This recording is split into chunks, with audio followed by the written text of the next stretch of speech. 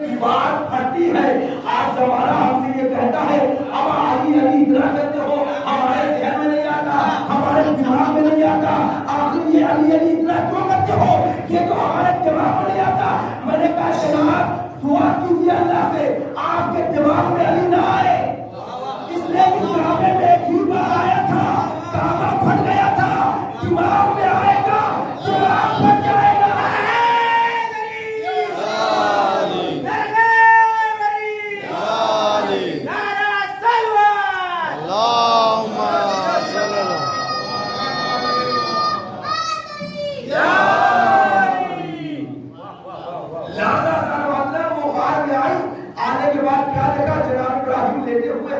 اور جناب ابراہیم کے دہن میں ان کا انگوٹھا ہے.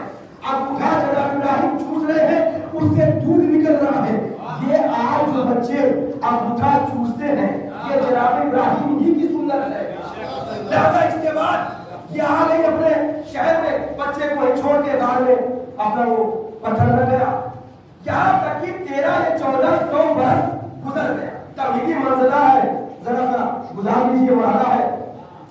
اس کے بعد یہ شہر میں آئی اور 1300-1400 سال جب گزر چکا تو جناب ابراہیم کو لینے کے لیے غار میں پہنچی. غار سے جناب ابراہیم کو لیا اور لے کر اپنے شہر کی طرف آئی. جب پہلی بار جناب ابراہیم غار سے نکلے تو ان کی نگاہ سورج کے اوپر پڑی. سورج کو دیکھ کر یہ کہا کیا تو میرا خدا ہے؟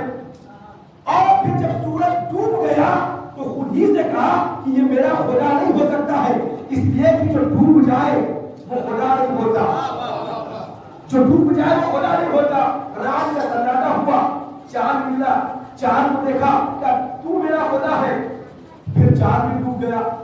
پھر خود ہی سے فرمایا کہ تو ڈوب گیا ہے اور جو ڈوب جائے وہ میرا خدا نہیں ہو سکتا ہے. لہذا جناب ابراہیم کی زندگی چلتی رہی. 2 سال بعد ان کے والد کا انتقال ہو گیا. والد کا نام کیا تھا؟ والد کا نام کیا تھا؟ بھول گئے پھر آپ ایک سوال ہے.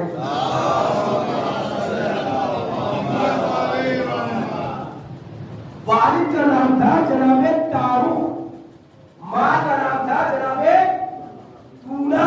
یاد کریے نبیوں کا احترام ہمارے یہاں واجب ہے, نبیوں کا احترام ہمارے یہاں ضروری ہے. لہذا نبیوں کے والدین کا نام یاد ہونا چاہیے. بھائی ہمارا یہی شیوا ہے, جنہیں ہم نے امام مانا ہے ان کے باپ کا بھی پتا ہے, ان کی ماں کا بھی پتا ہے. اور ہوں گے جنہوں نے ان کو امام مانا ہے, نہ جن کے باپ کا پتا ہے نہ جن کے دادا کا پتا ہے. یہ ہمارا فخر ہے, یہ ہمارا فخر ہے. ہمارے امام کا باپ بھی پتا ہے, ہمارے امام کا دادا بھی پتا ہے. آج زمانہ ہماری نقل کرتے ہوئے اپنے لوگوں کے یوم وفات کو منا لیتا ہے, لیکن یوم شہادت نہیں منا سکتا ہے. کہ یوم شہادت منا لیتا ہے لیکن یوم ولادت نہیں منا سکتا ہے.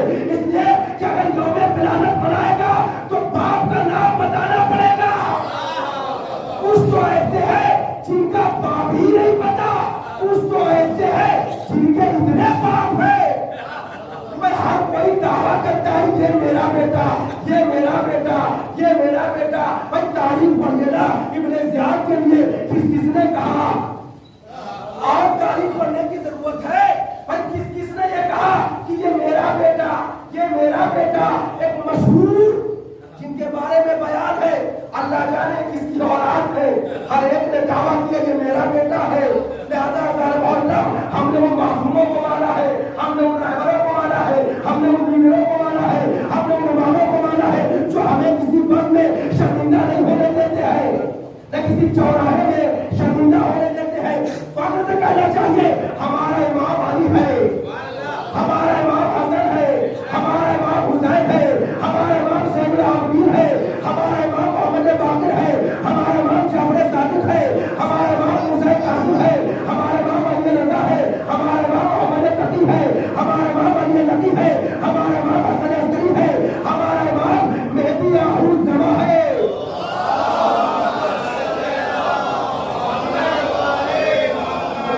قدان یہ نہ سوچیے گا میرے نام پورا کر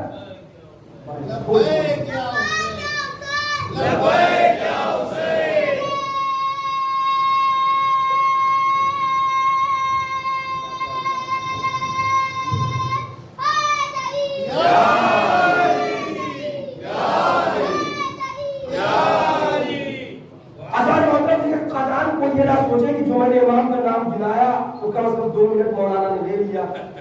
دراصل ایسا محترم ہوتا ہی ہے کہ ایک صاحب نے مجھ سے سوال کیا, مولانا یہ ممبروں سے امام کے نام کیوں نہیں بیان کیے جاتے؟ باہر اماموں کے نام یاد کرنا چاہیے, لوگوں کو یاد کرانا چاہیے. میں نے کہا اچھا مدرسہ کھول دیا ہے, اب یہاں سے آپ کو جو ہے باہر اماموں کے نام بھی یاد کرایا جائے, کل کو کہا جائے پرچدن کے نام بھی یاد کرایا جائے, کل کو یہ بتایا جائے کہ علی کا باپ کون تھا وہ بھی آپ کو بتایا جائے. لہذا مطلب یہ ساری چیزیں وہ ہے جو انسان کو اپنی ماں کی آہوش سے پیچھا کرتا ہے. اسی لیے کہا جاتا ہے کہ اپنے بچوں کے لیے ماں لائیے, اپنے لیے بیوی نہ لائیے, عورت ایسی لائیے جو باشعور ہو. یہ شعور نہ ہو, اس لیے کہ جب عورت باشعور ہوگی تو کبھی حیدر کے مقابلے میں نہیں آئے گی, حیدر کے مقابلے میں نہیں آئے گی. اس لیے کہ اگر بے شعور ہو گئی وہ حیدر کے مقابلے میں آ جائے گی. لہذا عورت ایسی ہو تو باشعور ہو جو حیدر کے مقابلے میں نہ آنے پائے, اور حیدر کے بچوں کے نام اپنے بچوں کو رٹائے, حیدر کے باپ کا نام اپنے بچوں کو سکھائے, حیدر کی تاریخ اپنے بچوں کو بتائے کہ تاریخ وہی بتائے گی جو طیب الطاہر ہوگی, جو اپنے شوہر کے ساتھ خیانت نہ کرتی ہوگی. سوال ہے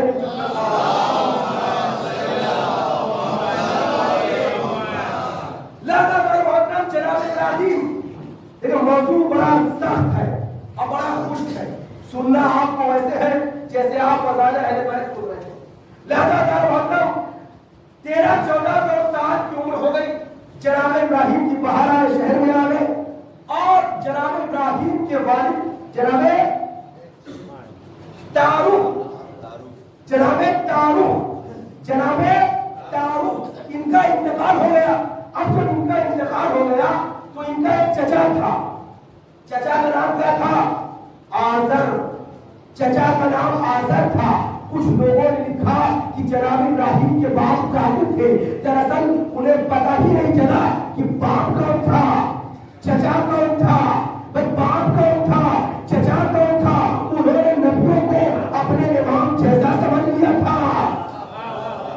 جو باپ وہ چچا, جو چچا وہ باپ نہیں. نبی کا باپ الگ تھا, نبی کا چچا الگ تھا.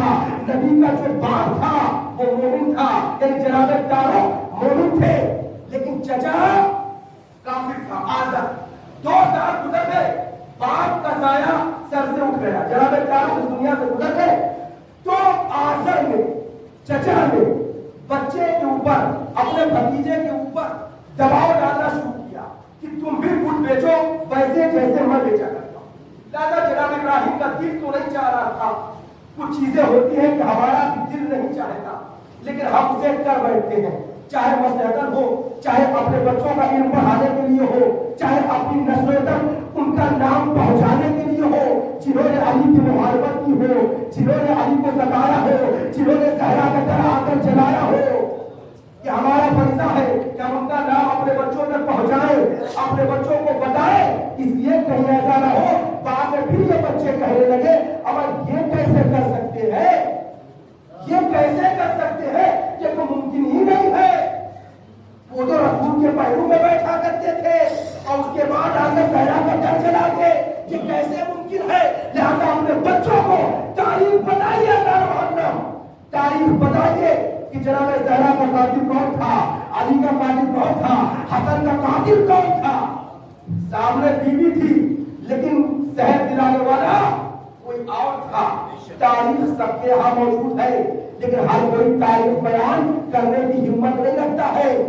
تاریخ وہی بیان کرے گا جو حالات زیادہ ہوگا.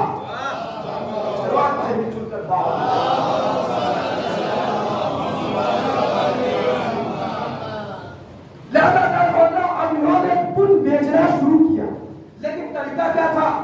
پن کے گلے میں رسی باندھی, ہاتھ اور پیروں میں رسی باندھی, اور رسی باندھ کر ان بتوں کو کھینچتے ہوئے شہر سے لے جاتے تھے, اور یہی کہتے تھے کہ دیکھو یہ ایسے بت ہے جو نہ بول سکتے ہیں, جو نہ سن سکتے ہیں, جو نہ دیکھ سکتے ہیں. بھائی کیا میں اسے بت نہ کہوں جو آ کر ممبر پر یہ کہے بھائی میں بننے کے لائق نہیں تھا, بنا دیا گیا ہوں, لہذا اگر میں سیدھا चलूं तो ठीक है, जहां तेरा होने लगूं और बेदार नहीं गया। जहां मैं सीधा चलूं ठीक है, लेकिन जब तक मैं तेरा चलने लगूं तो मुझे आकर सीधा कर देना। हकीम बेवकूफ को इतना नहीं पता कि जो आपको सीधा करेगा ज्यादा हक तो उसका बनता है। पर बाप को खत लिखा गया क्या ऐसा है कि मुझे मिल गई है। बाप ने कहा किस बिना पर, क्योंकि मैं बुजुर्ग था। बाप ने कहा भैया हमसे बड़ा तो मैं था। एक सलवार पढ़े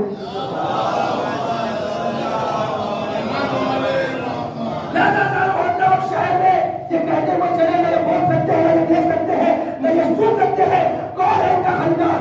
अब धीमे धीमे खरीदार करना शुरू हो गए, यानी हक बयानी होना शुरू हुई, खरीदार करना शुरू हो गए बातिल के। इसीलिए कहा जाता है हक बयान किया कीजिए, बातिल अपने आप मिलता चला जाएगा। हक बयान किया कीजिए। जनाब इब्राहिम ने इन बुतों के बारे में बताया। अब ये आलम हो गया था कि बुतों का जो शेयर मार्केट था वो क्रैश कर गया, कोई बुतों को खरीदार नहीं मिल रहा था।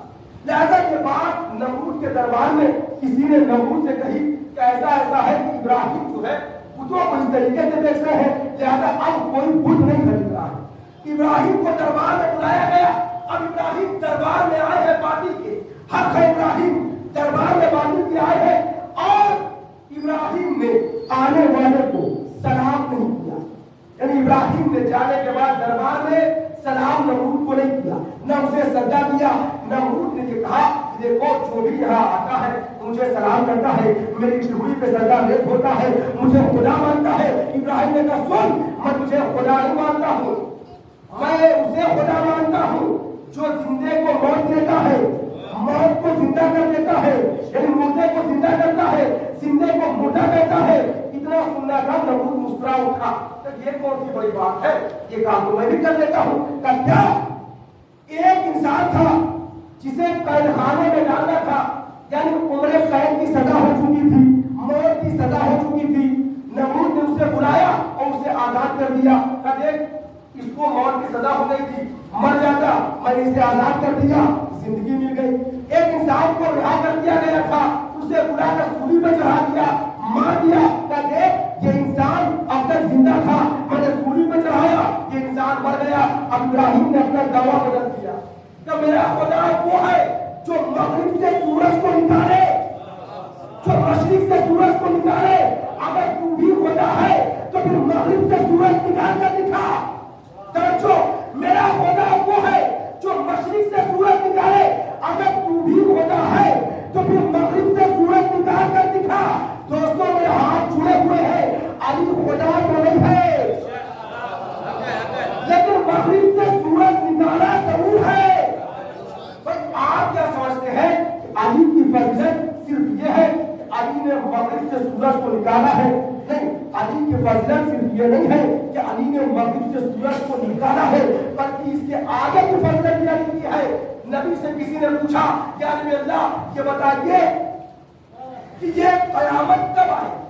नबी ने ये फरमाया कि ला तक़ूमु अस्साअतु हिना ततलअ अश-शम्सु मिन मग़रिबिहा। लेकिन मैं आयत और रिवायत और हदीस नहीं पढ़ना चाहता, आपको तारीखों के बीच में हदीस और रिवायत में उलझाना नहीं चाहता हूँ, हदीसों में उलझाना नहीं चाहता हूँ, अक़वाल में नहीं उलझाना चाहता हूँ। इतना सुनिए, नबी ने ये फरमाया कि ला तक़ूमु अस्साअतु हिना ततलअ अश-शम्सु मिन मग़रिबिहा। कयामत उस वक्त तक नहीं आ सकती है जब तक सूरज मग़रिब से ना निकल जाए। पर अली ने सिर्फ मग़रिब से सूरज ही नहीं निकाला है, अली ने मग़रिब से सूरज भी निकाला है और कयामत आने भी नहीं दी है। इस दरबार पर भी चुन करता हूं। हर मोड़ पे हयात जलवा अली का है, काबा अली का, अर्श मौला अली का है, कुरान की सूरतों में सरापा अली का है, अल्लाह की किताब कसीदा अली का है। और मोहम्मद वाले मोहम्मद सल्लल्लाहु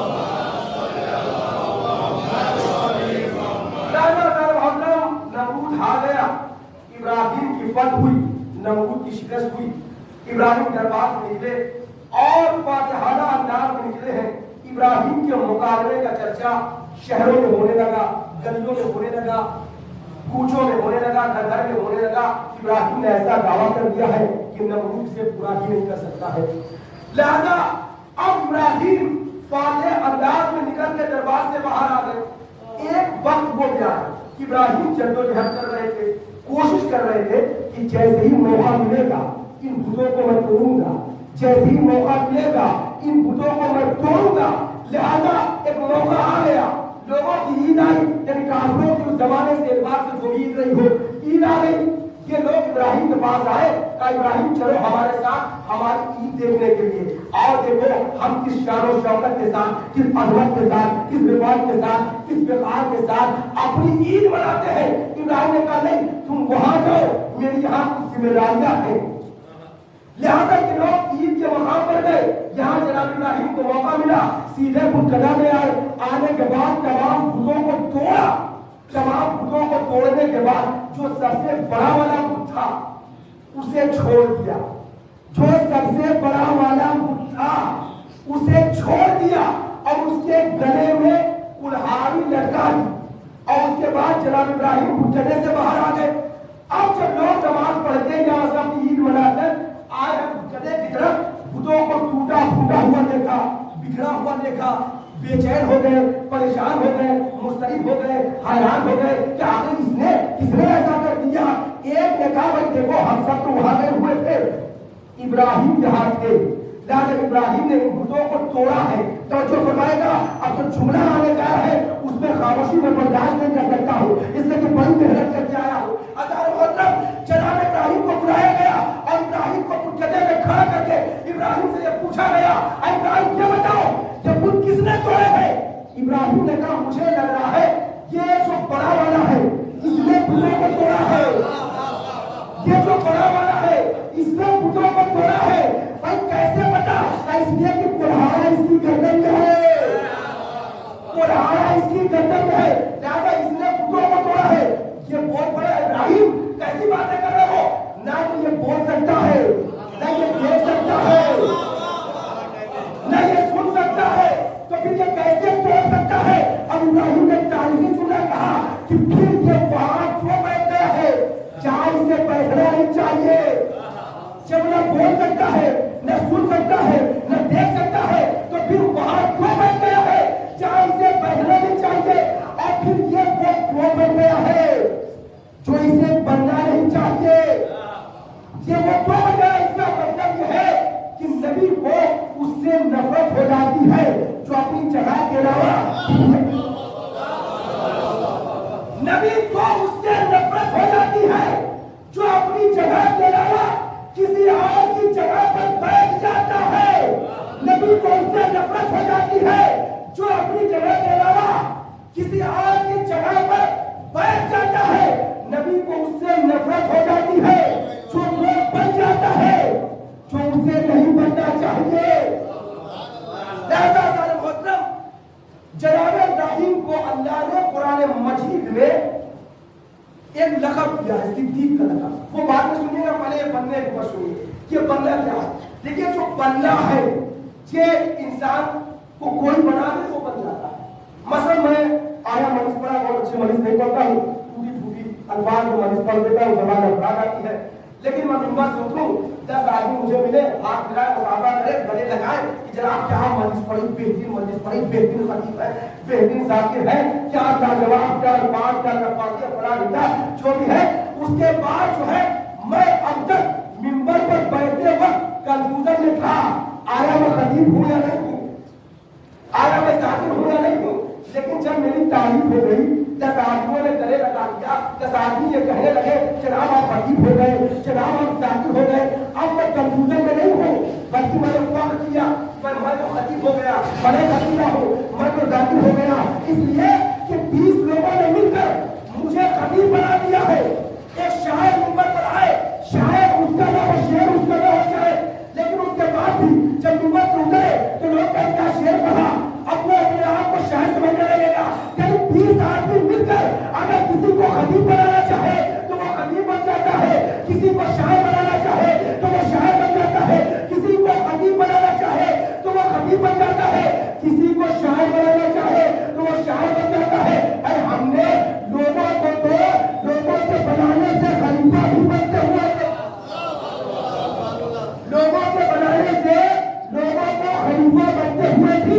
ہے. لہذا معلوم یہ ہوا کہ اگر 20 آدمی مل کر کسی کو حبیب بنانا چاہے تو وہ حبیب بن جاتا ہے, کسی کو شاعر بنانا چاہے تو وہ شاعر بن جاتا ہے. انسانیت کا تنہا انسان ہے علی, جسے لوگوں نے مل کر خدا بنانا چاہا لیکن پھر بھی خدائی کو ٹھکرا دیا. زمانہ علی کا کیا مقابلہ کرے گا؟ کہاں بھوڑے کو توڑنے والا, کہاں بھوڑے کو پوچھنے والا. ہمارا علی کی کیا تعریف کرے گا, کیا بننے پیدا کرے گا, کیا مقابلہ کرے گا. لہذا محترم جناب ابراہیم نے بتوں کو توڑا تو اللہ نے انہیں لقب دیا, بسم اللہ الرحمن الرحیم, انہ کان صدیقا نبیا. یہ ہمارا صدیق نبی تھا, یہ ہمارا صدیق نہیں تھا. بھائی سنا سنا لگ نہیں لگ رہا ہے, سنا سنا لگ نہیں لگ رہا ہے. یہ ہمارا صدیق نبی تھا, یہ ہمارا صدیق نبی تھا. اور ابراہیم کو صدیق کیوں کہا گیا؟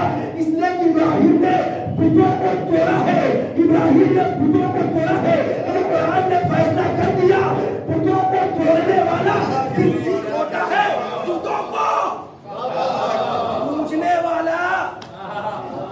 کبھی کبھی اگر نہ بول سکے آدمی تو آپ بول دیا کریے. ایک سلوات پڑھے مل جل کر.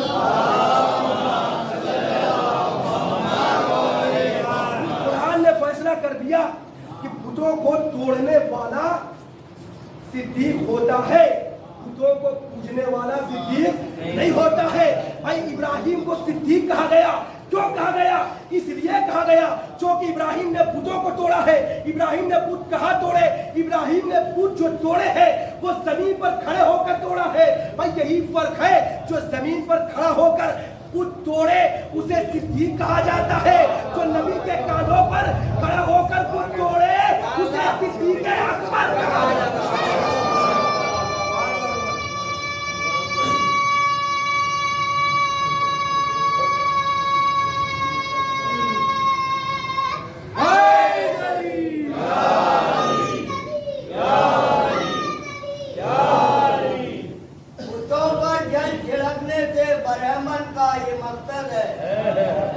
بتوں پر جل چھڑکنے سے برہمن کا یہ مقصد ہے کہ بت بھی باوجود ہو کر خدا کا نام لیتے ہیں. اچھا دیکھیں خود کی بات آ گئی ہے. کس نے توڑا؟ علی نے توڑا. رسول نے کیسے توڑوایا؟ علی کو اپنے کاندھے پر چڑھا کے توڑایا. آزار محترم مدینے میں اور بھی لمبے لمبے لوگ تھے جن کے ہاتھ بتوں تک پہنچ سکتے تھے. بھائی اگر لمبے ہاتھ نہ ہوتے تو علی کو درمیان میں چلتا ہوا دیکھ کر یہ نہ کہتے یا علی آپ تو ہمارے درمیان ایسے لگ رہے ہیں جیسے لنا کا نور ہو. نہ آپ سمجھے ہی نہیں. بھائی علی آپ میرے درمیان ایسے لگ رہے ہیں کہ جیسے لنا کا نون ہو. بھائی لام بڑا ہوتا ہے, نون چھوٹا ہوتا ہے, پھر الف بڑا ہوتا ہے, نون چھوٹا ہوتا ہے, الف اور لام بڑا بڑا ہوتا ہے. شکل بناؤ, یہ لام ہو گیا, پھر یہ الف ہو گیا, یہ نون ہو گیا, نون چھوٹا سا ہو گیا. جب لوگوں نے علی کی فضیلت گھٹانے کی کوشش کی تو علی نے مسکرا کر کہا یاد رکھنا اگر منہ بیچ میں سے نکل جائے تو معنی لا ہوتا ہے, لا کا معنی کچھ نہیں ہوتا ہے. اگر میں تمہارے درمیان سے ہٹ جاؤں تو تم کچھ بھی نہیں ہو, جو کچھ ہو وہ میری وجہ سے ہو. اسلام جو کچھ ہے فرض یہ ہے کہ اگر علی کی ضرورت نہ ہوتی تو اسلام کچھ بھی نہ ہوتا, اور اگر حسین کا سجدہ نہ ہوتا تو اسلام کچھ بھی نہ ہوتا. صلوات پڑھیں.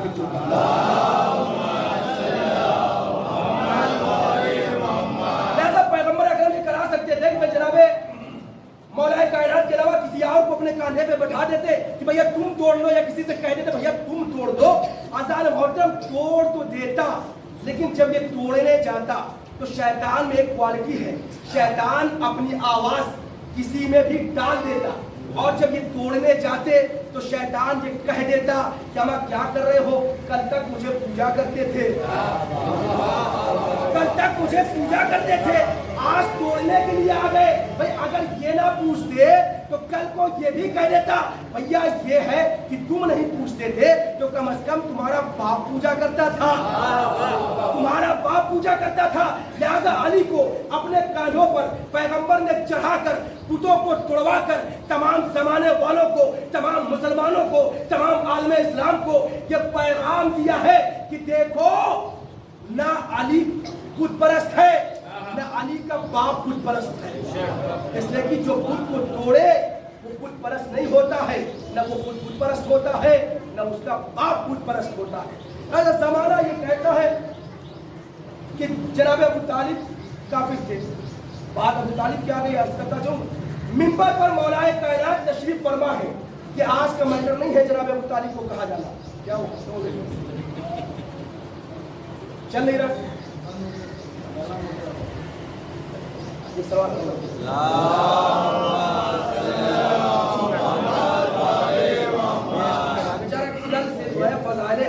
बयान सुन रहा था, फज़ाइल हदीस सुन रहा था, बर्दाश्त और होता यही है कि जब फज़ाइल हदीस सुनाया जाए तो हर कोई बर्दाश्त नहीं कर सकता है।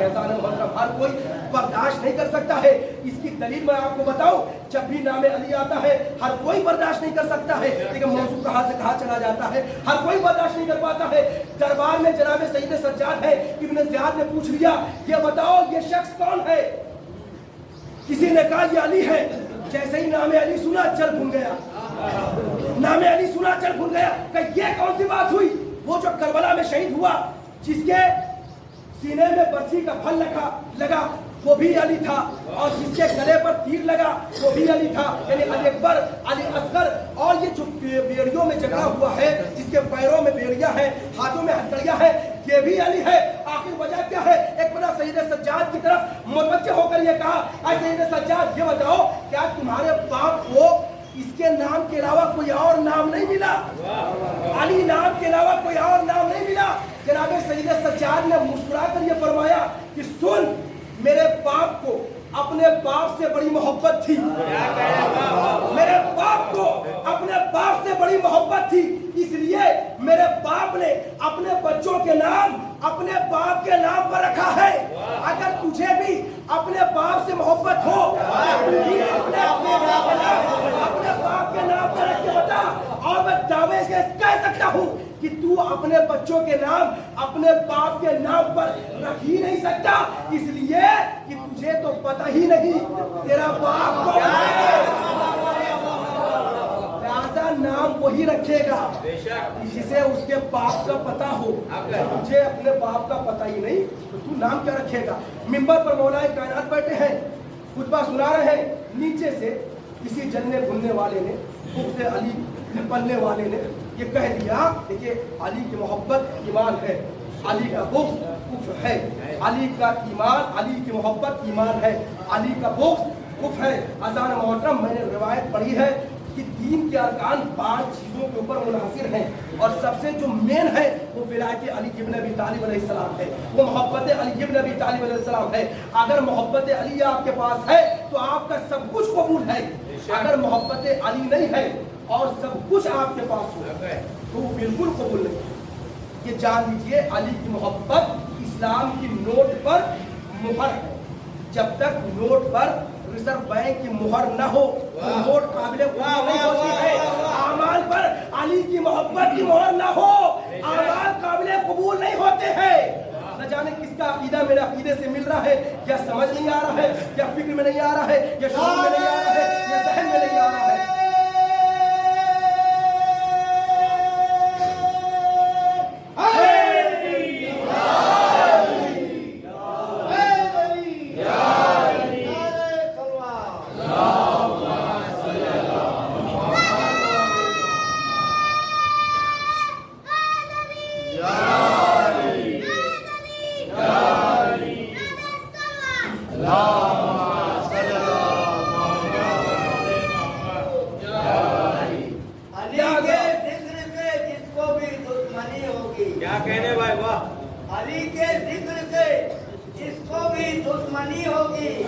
जरूर माँ की तहारत में कुछ कमी होगी, मौला सलामत रखे भाई। माँ की तहारत में कुछ कमी होगी, और अली के बुग़्ज़ में निकलेगा दम अगर मुफ्ती, अली के बुग़्ज़ में निकलेगा दम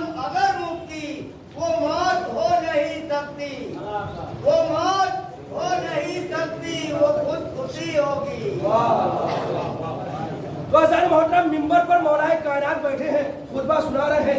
चला बुरा इंसान आहिस्ता से किसी के कान में कहता है, और देखिए बात इंसान कान में उसी के कहता है जो उसके मिजाज का उसके बगल में बैठा हो। यानी ये खुद भी उस मिजाज वाला था, जिसके कान में कह रहा वो भी उस मिजाज वाला था।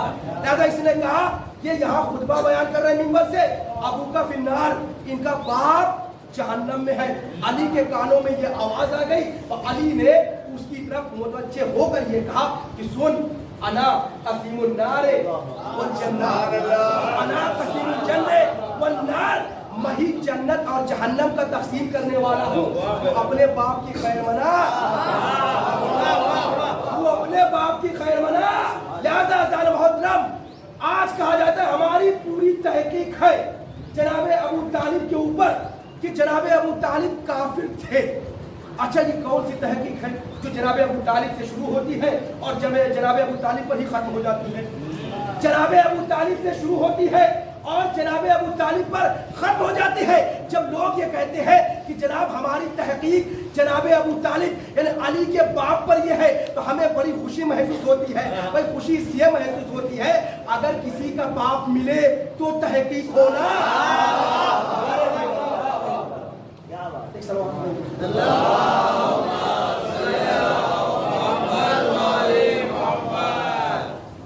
लिहाजा ज़ाहिर मोहतरम, ये मौलाए कायनात बरन वक्त ज्यादा हो रहा है, खैर थोड़ा सा और सुन लें कि जनाब इब्राहिम जब आए हैं बुतों को तोड़कर, अब पता चल गया कि जनाब इब्राहिम ने ही बुतों को तोड़ा है। दरबार में नमरूद ने इन्हें तलब कर दिया और इन्हें कैद कर दिया। कैद करने के बाद इनके लिए आग जलाने की तैयारी की गई कि इन्हें आग में जो है डाल दिया जाएगा। 80 किलोमीटर में जनाबे इब्राहिम के लिए आग जलाने का एहतमाम किया गया। लकड़ियां जमा हुई और फिर आग जलाई गई, यहाँ तक कि उसकी लवे आसमान से मिलती थी। रवायत में पढ़ रहा हूँ, आसमान से लवे मिलती थी। और जब आग जलने लगी, बिल्कुल आमादा हो गई, तैयार हो गई, तो जनाब इब्राहिम को मिंजनीक में रखकर आग की तरफ फेंका गया। जनाब इब्राहिम मासूम नबी आग में गया, आग गुलजार हो गई। ये सिर्फ जनाब इब्राहिम के लिए ही आग गुलजार नहीं हुई है। नमरूद की एक बेटी थी जिसका नाम था राजा। नाम याद करना बड़ा सख्त है, कम से कम दाद देंगे तो मेरी थकन दूर हो जाएगी। नाम राजा, रे ऐन स्वाद है। ये औरत और ये लड़की नमरूद की अपने महल के छत से इस मंजर को देख रही थी। इसके दिल में नबी की मोहब्बत पैदा हुई। लिहाजा इसने जनाब इब्राहिम से कहा, इब्राहिम क्या मैं भी आग में आ जाऊं? इब्राहिम ने कहा हाँ आ जा, तू भी आ जा। अब इसने छलांग लगाई, आग में आ गई। तारीख के जुमले हैं, जैसे आग ने जनाब इब्राहिम को नहीं जलाया वैसे ही इस लड़की को भी नहीं जलाया। भाई इब्राहिम को जैसे नहीं जलाया वैसे ही इस लड़की को भी नहीं जलाया। क्यों नहीं जलाया? इसलिए नहीं जलाया कि इसके दिल में इब्राहिम की मोहब्बत थी। इसके दिल में इब्राहिम की मोहब्बत थी। मोहब्बत को समझिएगा, इसके दिल में जनाब इब्राहिम की मोहब्बत थी। इसके दिल में जनाब इब्राहिम की मोहब्बत थी। भाई इब्राहिम कौन है?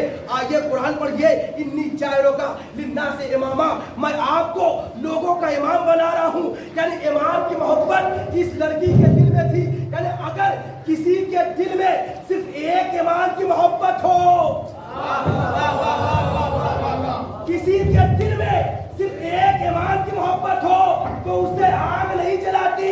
तो अगर किसी के दिल में 12 इमाम की मोहब्बत,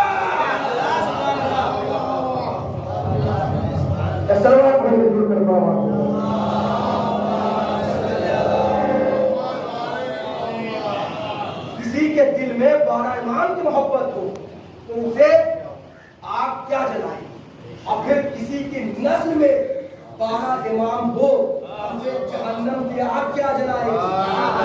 लोगों को चाहिए अबू तालिब को काफिर कहने से पहले अबू तालिब जहन्नम की आग में माज़अल्लाह जलेंगे, उन्हें अपने बारे में, अपने बाप के बारे में सोचना चाहिए। उन्हें अपने बारे में, अपने बाप के बारे में सोचना चाहिए। बज़ार मोहतरम, आगे की तारीफ जनाब इब्राहिम की बड़ी लंबी है। इसके बाद नमरूद ने जनाब इब्राहिम को अपनी बेटी राजा के साथ آزاد کر دیا کہ بھائی آپ یہاں سے چلے گئے، اس شہر سے دربدر کر دیا، شہر بدر کر دیا، ضلع وطن کر دیا. یہ گئے اور جا کر موصل میں رہنے لگے. انشاءاللہ وہاں کی تاریخ آگے سنائی جائے گی. آزاد محترم، آج 2 محرم ہو گئی، آج 2 محرم ہو گئی ہے. وہ قافلہ جو حسین نبیوں کی حفاظت کے لیے اور نبیوں کی نبوت کو بچانے کے لیے، اسلام کو بچانے کے لیے مدینے سے 28 رجب کو لے کر چلے تھے، آج وہ قافلہ کربلا میں پہنچ گیا. آزاد محترم، میرے خیال سے مسائل پڑھنے کی ضرورت نہیں ہے، صرف اتنا جملہ ہی کافی ہے کہ 2 محرم کو حسین کا قافلہ کربلا میں پہنچ گیا. حسین نے سواری بدلنا چاہا، ایک سواری بدلا لیکن گھوڑا آگے نہیں بڑھا، دوسرا رہوار بدلا لیکن گھوڑا آگے نہیں بڑھا، تیسرا گھوڑا بدلا لیکن گھوڑا آگے نہیں بڑھا. روایت یہ بتاتی ہے کہ 7 گھوڑے حسین نے بدلے ہیں لیکن کوئی گھوڑا آگے نہیں بڑھا. ایسا معلوم ہوتا ہے کہ جانوروں کو بھی پتا ہے کہ وہ جگہ ہے کہ جہاں حسین کو شہید ہونا ہے. محترم، ایک مرتبہ حسین نے بھیا عباس کو بلایا، بھیا عباس یہاں پر رہنے والے جو افراد ہیں انہیں بلاؤ، ان سے پتا کرو کہ آخر اس زمین کو کہتے کیا ہے. آزاد محترم، وہاں کے رہنے والوں کو بلایا گیا، ایک ایک شخص آتا گیا اور ہر ایک نے کچھ نہ کچھ کہا. ایک شخص آیا، آنے کے بعد اس نے یہ کہا کہ مولا اسے شط فرات کہتے ہیں. ایک شخص آگے بڑھا، اس نے کہا مولا اسے نینوا کہتے ہیں. ایک شخص آگے بڑھا، اس نے کہا مولا اسے غازیہ کہتے ہیں. پر مولا نے کہا نہیں، کوئی اور شخص کو بلاؤ. عزیزو، ایک بوڑھا شخص تھا جسے چلنا نہیں آتا تھا، معذور تھا، چل نہیں سکتا تھا. اس شخص کو کاندھوں پہ اٹھا کے لایا گیا، پلکیں جھکی ہوئی تھی. اس شخص نے پسند رسول کو دیکھا، دیکھ کر کہا اس زمین کو کرب و بلا بھی کہتے ہیں، اس زمین کو کرب و بلا بھی کہتے ہیں. بچے کہیں کرب و بلا کا نام سنا. ارے حسین نے عباس کو حکم دیا، بھیا عباس ہمارے قافلے یہی نسبت کیے جائے. اب بھیا عباس اب ہم آگے نہ بڑھیں گے. اس کے بعد روایت یہ بتاتی ہے حسین گھوڑے سے اتر کر ایک مشت خاک کو اٹھایا، خاک کو سونگا اور سونگنے کے بعد اپنی بہن زینب کے حوالے کیا اور زینب نے خاک کو سونگا اور ایک طرح کر کے بھیا یہ کیسی خاک ہے، ارے اس میں تو آپ کے خون کی بو آ رہی ہے. جزاکم ربکم خیر الجزا. خدا آپ کو کسی غم میں نہ لائے. روایت میں امام مسلم کربلا کے حافظوں ادائے حسین کا آغاز ہو چکا ہے، حسین کے محرم کا آغاز ہو چکا ہے. اے عزیزوں، رویا کریے حسین پر تو شادی کے جوڑے کا انتظار نہ کیا کیجیے، تصور کر کے رویا کریے. اس لیے کہ یہ جو مسائل حسین ہے یہ سن کر نہیں رویا جاتا ہے، یہ تصور کر کے رویا جاتا ہے، یہ تصور کر کے رویا جاتا ہے. ایک بہن نے جب یہ جملہ کہا حسین نے نہ جانے کیسے تڑپ کر کہا ہوگا، اے بہن زینب، ہاں یہی وہ زمین ہے جہاں مجھے شہید کر دیا جائے. عزیزو، اس کے بعد حسین نے بنی اسد کو بلایا اور وہاں کی زمین کو خریدنے کی تیاری کری. ایک شخص آگے بڑھا، اس نے کہا فرزند رسول اس زمین کو نہ خریدیے، اس زمین کو نہ بسائیے، اس لیے کہ جو بھی اللہ کا ولی آیا ہے اسے تمام طرح کی مشکلات کا سامنا کرنا پڑا ہے. لہذا میں یہ چاہتا ہوں کہ آپ اس زمین کو نہ خریدیے. میں اتنا سننا تھا، امام نے تڑپ کر کہا نہیں مجھے اس زمین کو خریدنا ہے، اس لیے کہ میرا نانا سے وعدہ ہے مجھے یہی شہید کیا جائے گا. آج ہی تو 60,000 درہم میں حسین نے اس زمین کو خریدا ہے اور خریدنے کے بعد اسی زمین کو حوالے کر دیا بنی اسد کے. کچھ شرطیں رکھ کر سب سے پہلی شرط جو رکھی ہے حسین نے، عزیزوں ہمیں یاد کیا ہے، ہم شیعوں کو یاد کیا ہے، ہم زائرین نے کربلا کو یاد کیا ہے. امام نے تڑپ کر بنی اسد سے یہ کہا اے بنی اسد میں تمہارے حوالے زمین کر رہا ہوں، لیکن بس شرط یہ ہے جب بھی کوئی ہمارا زائر ہمارے شہید ہونے کے بعد ہماری قبروں پہ زیارت کے لیے آئے گا تو اسے اپنے ہاں 3 دن تک مہمان رکھنا، 3 دن تک مہمان رکھنا. اس کے بعد حسین نے وصیتیں کی आए बनी असद के मर्दों, देखो जब हमें शहीद कर दिया जाएगा ना तो हमारे लाशें यूं ही करबला के बल में पड़े ना रहने देना। अरे तुम आना, आने के बाद हमारे लाशों को दफन कर देना। आजीजों, इसके बाद हुसैन ने बनी असद की औरतों को बुलाया। अल्लाह जाने कि फरजंदे रसूल की कैसी गुर्बत है, कैसी कैसी वसीयतें कर रहे हैं। आजीजों, बदमतमा औरतों को बुलाकर मेवान ने ये कहा कि देखो अगर तुम्हारे मर्द फौज के डर से हमारे लाशों को दफना न सके तो ऐसा करना, तुम फुरात पर पानी भरने के बहाने आना, हमारे लाशों को दफना देना। आजीजों, इसके बाद गजब हो गया। हुसैन ने छोटे छोटे बच्चों को बुलाया, बच्चों से ये कहा, आए मेरे बच्चों, अगर तुम्हारे माँ बाप जालिमों के डर से हमारे लाशों को दफन न कर सके तो तुम खेलने के बहाने एक मोश खाक उठाकर हमारे बदन पे डाल देना, हमारा बदन छुप जाए। आए अजीजों, इसके बाद हुसैन ने बच्चों को लिया, आए बच्चों आओ मेरे साथ आओ। आगे आगे हुसैन है, पीछे पीछे बच्चे हैं, आगे आगे हुसैन है, पीछे पीछे बच्चे हैं। एक खैमे में गए जिसे रुबाब का खैमा कहा जाता है। खैमे में जाने के बाद रुबाब से ये कहा, आए रुबाब जरा अली असगर को मेरे हाथों में दे दो। अली असगर को हाथ में लिया, लेने के बाद बच्चों के सामने आए, बच्चों के सामने करके कहा देखो इसे पहचान लो, ये मेरा लाल अली असगर है, ये 6 माह का है, ये 6 माह का है, इसे पहचान लो, ये 6 माह है। मतलब पहचान कराते कराते हुसैन ने पैरों की जानिब से अली असगर के ऊपर से कपड़ा हटा दिया। मैं जैसे अदब छोड़ के पूछूंगा, आए मौला, जो पहचान कराई जाती है वो सर से कराई जाती है, चश्म के जरिए से कराई जाती है, आंखों के जरिए कराई जाती है, रुखसार के जरिए कराई जाती है, लबों के जरिए कराई जाती है, चेहरे के जरिए कराई जाती है। अजब नहीं कि मौला की आवाज आए, आए नादान साथिए, तुझे नहीं पता कि मेरा 6 माह होगा, मेरी शहादत के बाद मैं इसे दफन तो कर लूंगा, लेकिन मेरी शहादत के बाद जालिम आएगा, नेज़ा मारे इस अली असगर के लाशे को निकालेगा, जमीन पर रखेगा, इसके सरोतन में जुदाई करेगा, लिहाजा उस वक्त सर न होगा, लिहाजा जो मैं पहचान करवा रहा हूँ। आए मेरे बच्चों, मेरे अली असगर को पैरों से पहचान लो। जब उसका लाशा यहाँ पड़ा है तो समझ जाना कि हुसैन के 6 माह का लाशा है, यह हुसैन के 6 माह के बच्चे का लाशा है, इसे दफना दिया।